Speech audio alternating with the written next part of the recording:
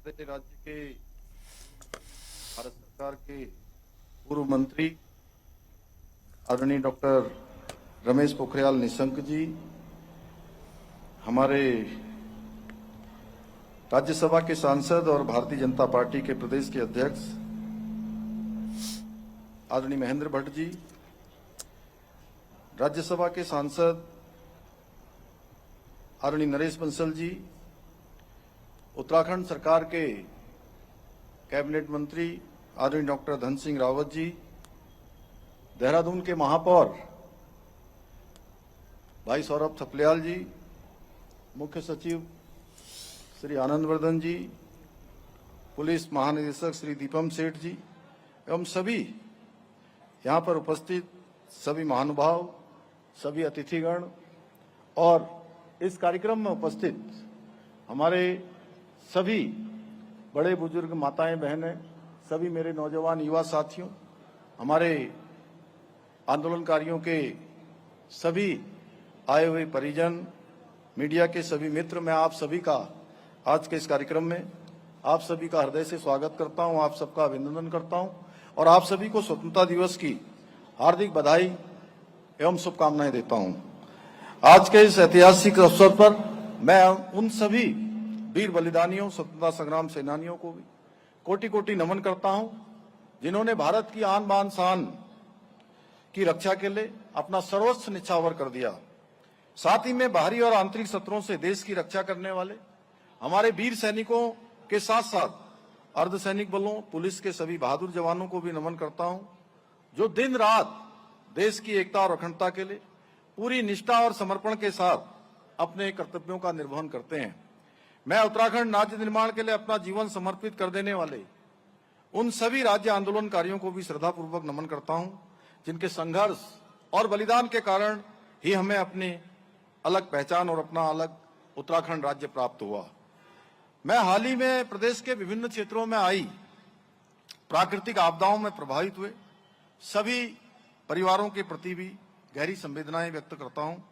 मैं सभी आपदा प्रभावित परिवारों को यह विश्वास दिलाता हूं कि इस कठिन घड़ी में सरकार किसी भी प्रभावित परिवार को अकेला नहीं छोड़ेगी। हमारी प्राथमिकता है कि हर प्रभावित परिवार तक शीघ्र राहत पहुंचे, घायलों को बेहतर उपचार मिले और जिन लोगों ने अपना घर या आजीविका खोई है उन्हें जल्द से जल्द आवश्यक सहायता मिले। आपदा प्रभावित क्षेत्रों में समय पर राहत एवं बचाव सामग्री पहुंचाने के साथ साथ हम क्षतिग्रस्त हुई सड़कें, पुल, पेयजल, विद्युत लाइनों को जल्दी ठीक करने का प्रयास भी कर रहे हैं। भाइयों बहनों, कल ही हमने विभाजन विभीषिका स्मृति दिवस भी मनाया। इतिहास का वह हृदय विदारक अध्याय हमें हमेशा ये याद दिलाता है कि देश की स्वतंत्रता के लिए हमने कितनी बड़ी कीमत चुकाई है। इसलिए आज के इस अवसर पर मैं उन सभी हुतात्माओं को भी अश्रु पूरी नेत्रों से श्रद्धांजलि अर्पित करता हूं, जिन्होंने देश के विभाजन के दौरान अमानवीय यातनाओं को झेला है, अपनों को खोया है और विस्थापन का कभी न भूल पाने वाला दर्द सहा है। भाइयों बहनों, जिस देश को स्वतंत्रता मिलने के पश्चात यह कहकर नीचा दिखाने का प्रयास किया गया था कि ये देश न एक होकर कभी न रह सकेगा और न ही अपना लोकतंत्र बचा पाएगा, वो भारतवर्ष करोड़ों भारतवासियों के साहस, समर्पण और कार्यकुशलता के बल पर आज न केवल विश्व का सबसे बड़ा लोकतंत्र है बल्कि एक आर्थिक एवं सामरिक शक्ति भी है। भाइयों बहनों, 2026 का ये वर्ष विभिन्न कारणों से ऐतिहासिक है, क्योंकि जहां इस वर्ष हम अपनी स्वतंत्रता के 80वें वर्ष में प्रवेश करने जा रहे हैं, वहीं राष्ट्रगीत वंदे मातरम की 150वीं वर्षगांठ भी मना रहे हैं। इसके साथ ही यह वर्ष सामाजिक समरसता के प्रेरणापुंज संत शिरोमणि रविदास जी महाराज का 650वां जयंती वर्ष होने के साथ साथ सिख पंथ के नवे गुरु तेग बहादुर जी का 350वां शहीदी वर्ष भी है। इतना ही नहीं, इस वर्ष राष्ट्र सेवा को समर्पित विश्व का सबसे बड़ा स्वयंसेवी संगठन राष्ट्रीय स्वयंसेवक संघ भी अपनी स्थापना के 100 वर्ष पूर्ण कर रहा है। संघ की एक शताब्दी की यात्रा संकल्प, संघर्ष और त्याग से राष्ट्र निर्माण तक की यात्रा है। भाइयों बहनों, राष्ट्र आज आदरणीय प्रधानमंत्री श्री नरेंद्र मोदी जी के कुशल नेतृत्व में विश्व मंच पर अपनी मजबूत उपस्थिति दर्ज करा रहा है। हमारे शास्त्रों में कहा गया है, जननी जन्मभूमिश्च स्वर्गादपि गरीयसी, अर्थात माता और मातृभूमि दोनों स्वर्ग से भी महान है। इसी भाव को अपने कार्यों का आधार बनाकर आदरणीय प्रधानमंत्री जी लगातार राष्ट्र सेवा के संकल्प के साथ निरंतर काम कर रहे हैं और आदरणीय प्रधानमंत्री जी ने देश को विकास की राह पर आगे ही नहीं बढ़ाया है, बल्कि 2047 में विकसित भारत का एक ऐतिहासिक संकल्प भी दिया है। और इसी संकल्प के साथ आज जहां एक और विश्व स्तरीय इंफ्रास्ट्रक्चर का विस्तार हो रहा है, सेमीकंडक्टर से लेकर अंतरिक्ष तक और रक्षा उत्पादन से लेकर आर्टिफिशियल इंटेलिजेंस तक, हर क्षेत्र में भारत आत्मनिर्भर बनने की दिशा में तेजी से आगे बढ़ रहा है। आज चाहे विज्ञान अनुसंधान और तकनीकी का क्षेत्र हो, स्टार्टअप की बात हो, खेल का मैदान हो या फिर योग और आयुर्वेद का विस्तार हो, भारत विश्व पटल पर अपनी एक अमिट छाप छोड़ रहा है। यही नए भारत की विशिष्ट सर्विस है, जहां विरासत भी है, विकास भी है और संस्कार भी है और विज्ञान भी है, जहां देश को विकसित राष्ट्र बनाने का विकल्प रही संकल्प भी है और उस संकल्प को सिद्धि तक पहुंचाने का सामर्थ्य भी है। भाइयों बहनों, हमारे प्रेरणा स्रोत पंडित दीनदयाल उपाध्याय जी ने कहा था, विकास की कसौटी वो व्यक्ति है जो पंक्ति में सबसे अंत में खड़ा है। इसी सोच के साथ आदरणीय प्रधानमंत्री जी के नेतृत्व में आज देश में चलाई जा रही उज्ज्वला योजना, प्रधानमंत्री गरीब कल्याण अन्न योजना, पीएम आवास योजना, स्वच्छ भारत अभियान, आयुष्मान भारत, गरीब कल्याण अन्न वितरण जैसी अनेक जन कल्याणकारी योजनाएं करोड़ों नागरिकों का जीवन बदल रही हैं। इन योजनाओं ने देश के आम नागरिक के जीवन में सम्मान, आत्मविश्वास और बेहतर भविष्य का विश्वास पैदा किया है। इतना ही नहीं, आदरणीय प्रधानमंत्री जी के नेतृत्व में देश में ऐसे कई ऐतिहासिक निर्णय लिए गए हैं जिनकी पहले कल्पना करना भी कठिन था। कश्मीर से धारा 370 की समाप्ति, अयोध्या में प्रभु श्री राम का भव्य मंदिर का निर्माण, ट्रिपल तलाक जैसी सामाजिक कुप्रथा का अंत, नागरिक संशोधन कानून जैसी कई महत्वपूर्ण निर्णय इसके प्रमाण हैं। आज हमारा देश रक्षा क्षेत्र में भी आत्मनिर्भर बनने की दिशा में तेज गति से आगे बढ़ रहा है। मेक इन इंडिया के तहत अब देश में आधुनिक हथियार, लड़ाकू विमान और पनडुब्बियां बन रही हैं। आज हमारी सेना का मनोबल और रक्षा बलों का आत्मविश्वास अभूतपूर्व ऊंचाई पर है। चाहे वो सर्जिकल स्ट्राइक हो, एयर स्ट्राइक हो या फिर ऑपरेशन सिंदूर हो, हमने पूरी दुनिया को दिखा दिया कि आज का नया भारत दुश्मन की गोली का जवाब गोलों और मिसाइलों से देता है। भाइयों बहनों, हम सभी जानते हैं कि उत्तराखंड देवभूमि होने के साथ साथ वीर भूमि भी है। हमारे यहाँ का हर दूसरा परिवार देश की रक्षा में अपना योगदान देता है। इसलिए हमारी सरकार अपने वीर सैनिकों, पूर्व सैनिकों और उनके परिवारों को कल्याण के लिए पूरी निष्ठा के साथ समर्पित भाव से काम कर रही है। हमारी सरकार जहां अपने वीर सैनिकों के सम्मान में देहरादून में भव्य सैन्य धाम का निर्माण करा रही है, वहीं हमने बलिदानियों के आश्रितों को मिलने वाली अनुग्रह राशि को 10 लाख रुपए से बढ़ाकर 50 लाख रुपए करने का काम किया है। इसके साथ ही हमने परमवीर चक्र विजेता परिवारों की अनुग्रह राशि भी 50 लाख रुपए से बढ़ाकर 2 करोड़ रुपए करने का ऐतिहासिक निर्णय लिया है। इसके अलावा आज प्रत्येक बलिदानी परिवार के एक सदस्य को सरकारी सेवा में समायोजित करने के साथ साथ सेवारत एवं पूर्व सैनिकों को 25 लाख रुपए तक की संपत्ति खरीद पर स्टाम्प शुल्क में 25% की छूट प्रदान की जा रही है। भाइयों बहनों, देवभूमि उत्तराखंड के प्रति आदरणीय प्रधानमंत्री श्री नरेंद्र मोदी जी का लगाव किसी से छुपा हुआ नहीं है। जब जब प्रधानमंत्री जी देवभूमि पर पधारे हैं, उन्होंने प्रदेश के विकास को एक नई दिशा और गति देने का काम किया है। उन्होंने जहां जिसको भारत का अंतिम गांव कहा जाता था, सीमांत गांव माड़ा गांव आकर उसे देश के प्रथम गांव के रूप में एक नई पहचान दी। वहीं इन्वेस्टर समिट में पधारकर मेड इन उत्तराखंड का आह्वान किया। इतना ही नहीं, आदि कैलाश के दर्शन कर उन्होंने इस पावन तीर्थ को विश्व पर्यटन के मानचित्र में स्थापित करने का ऐतिहासिक कार्य किया।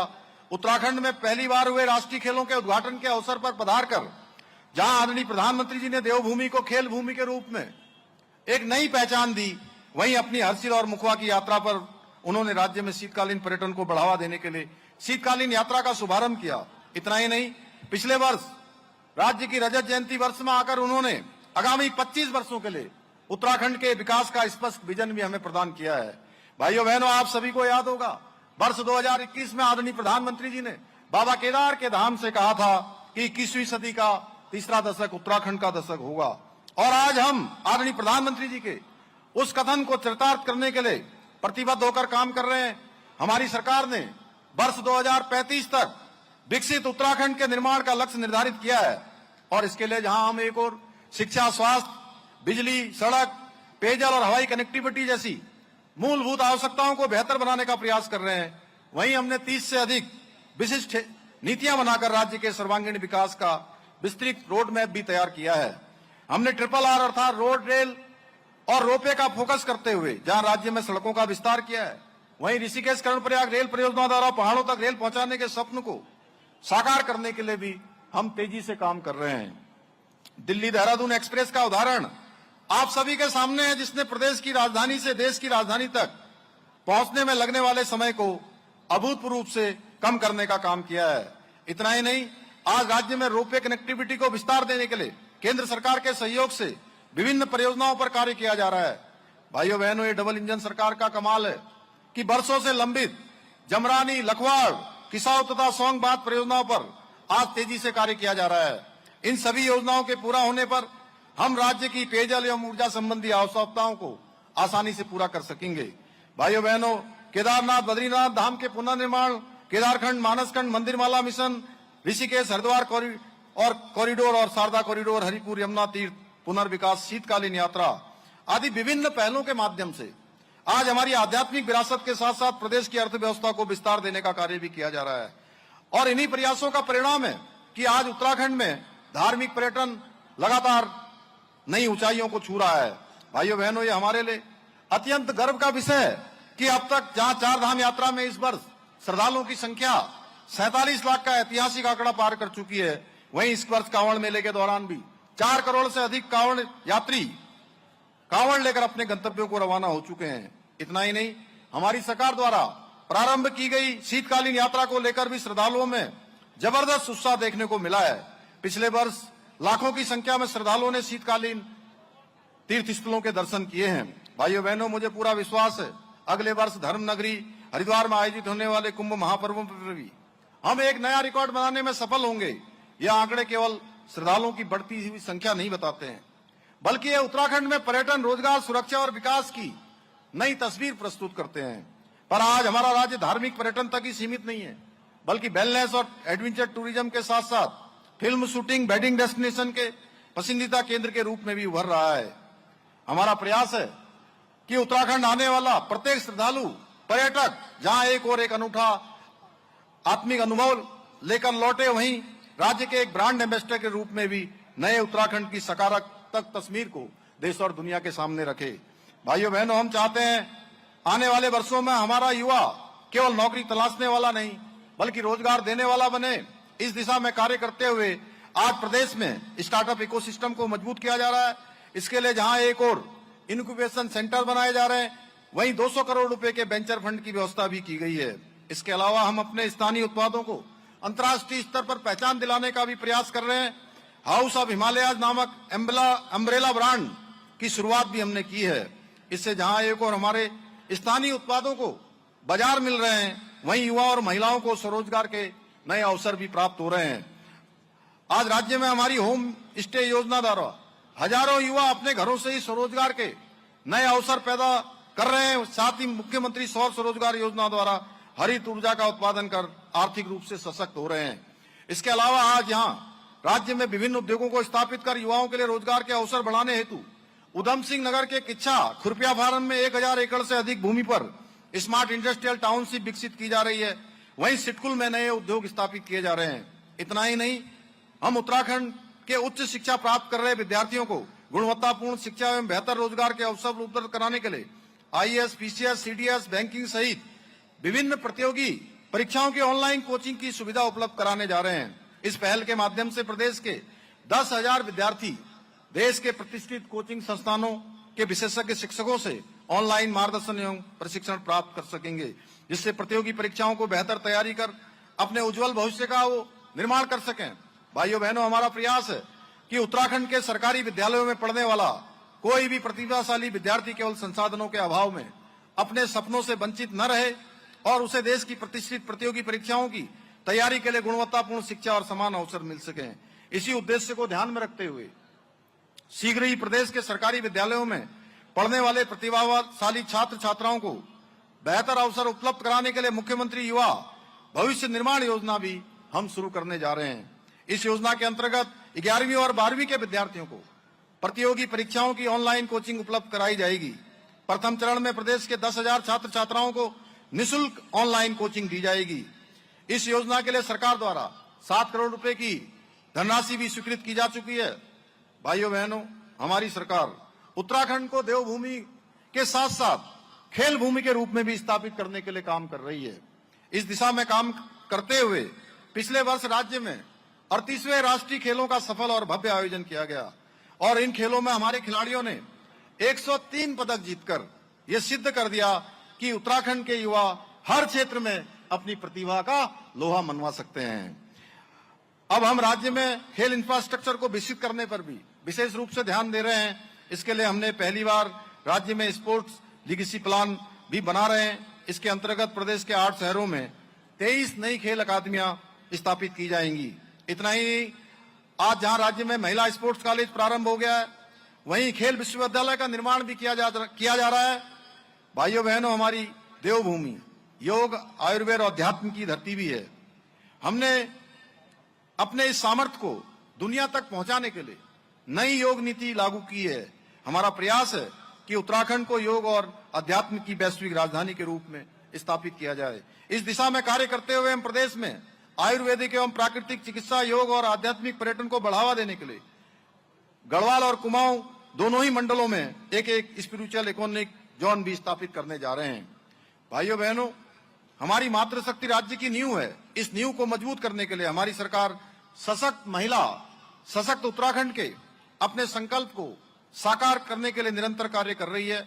आज जहां एक और राज्य में सरकारी नौकरियों में महिलाओं को 30% का क्षैतिज आरक्षण देकर उनकी भागीदारी बढ़ाई जा रही है, वहीं स्वयं सहायता समूह से जुड़ी हुई लाखों बहनों का प्रशिक्षण, ऋण और बाजार की सुविधा देकर उन्हें आर्थिक रूप से मजबूत बनाया जा रहा है। मुझे बताते हुए अत्यंत प्रसन्नता हो रही है कि लखपति दीदी योजना के अंतर्गत अब तक प्रदेश की हमारी 3 लाख से अधिक बहनें लखपति दीदी बन चुकी है, जो महिला सशक्तिकरण और सुरक्षा के क्षेत्र में एक बड़ा अनुपम उदाहरण है। इसके अलावा हमारी सरकार द्वारा महिला स्वयं सहायता समूह को 5 लाख रुपए तक का ब्याज मुक्त ऋण भी उपलब्ध कराया जा रहा है। साथ ही सहकारी समितियों में महिलाओं को 33% का आरक्षण भी दिया जा रहा है। इसके अलावा मुख्यमंत्री सशक्त बहना उत्सव योजना, ड्रोन दीदी योजना, मुख्यमंत्री महालक्ष्मी योजना और नंदा गौरा जैसी योजनाओं के माध्यम से हमारी सरकार महिला सशक्तिकरण के लिए संकल्पबद्ध होकर कार्य कर रही है। भाइयों बहनों, हमारे किसान भाई बहन उत्तराखंड की अर्थव्यवस्था की रीढ़ हैं और उनकी आय बढ़ाने के लिए हम प्रतिबद्ध हैं।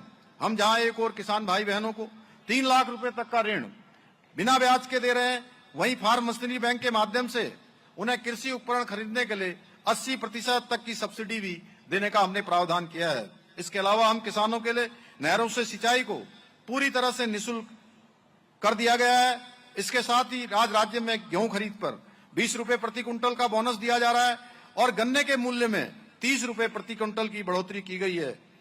हम औद्यानिकी को आधुनिक और लाभकारी व्यवसाय बनाने की दिशा में भी तेजी से काम कर रहे हैं।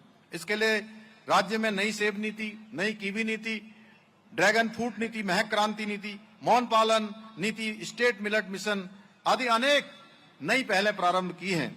वहीं इनको धरातल पर उतारने के लिए 2000 करोड़ रुपए का भी प्रावधान किया गया है बजट में। इसके अलावा हमारी सरकार ने पॉली हाउस निर्माण के लिए भी 300 करोड़ रुपए का बजट अलग से निर्धारित किया है। इतना ही नहीं, हम सीएम समृद्धि योजना द्वारा 20,000 युवाओं, महिलाओं एवं भूतपूर्व सैनिकों को प्रशिक्षण प्रदान कर रोजगार देने के लिए भी विशेष प्रयास कर रहे हैं। भाइयों बहनों, हमारी सरकार शासन के प्रत्येक अंग में नवाचार, सुशासन और जनसेवा की अवधारणा को सशक्त करने का कार्य भी कर रही है। हम चाहते हैं प्रदेश के किसी भी नागरिक को अपनी छोटी छोटी समस्याओं के समाधान के लिए सरकारी कार्यालयों के चक्कर न लगाने पड़े। इसके लिए हम सरलीकरण, समाधान, निस्तारीकरण और संतुष्टि के मंत्र के आधार पर काम कर रहे हैं। आज अपनी सरकार portal, e cabinet, e office, 1905 मुख्यमंत्री हेल्पलाइन, 106